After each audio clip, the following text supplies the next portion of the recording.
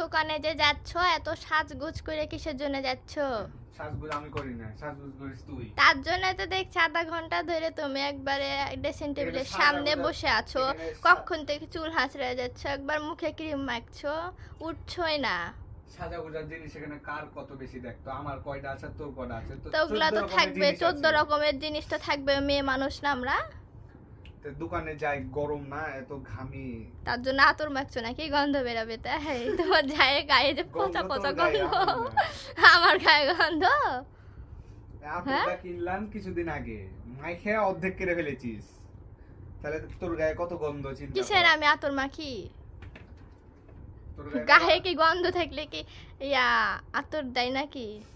তোর গায়ে গন্ধ, আমার সেন্ট আছে সুন্দর, কত রকমের জিনিস। আমি আতর মাখি না। মানুষ এত জিনিস মাখিস, এই জন্য তো সৌন্দর্যের রহস্য। সৌন্দর্যের রহস্য তুমি যে কি মাখিস বলতে, তুমি ছেলে মানুষ হয়ে 8 ঘন্টা ধরে ড্রেসিং টেবিলের সামনে ঘুরফির করলে আমার থাকবে না? আতরটা তো মাইখে শেষ করেছিস, এটা কালকে এই মালটা নিয়ে এনেছি, ওটা আমি মাখি। ফরেন, ঠিক আছে, ফরেনের মাল, এটা বাইরের দেশ থেকে আনা মালটার হেভি সেন।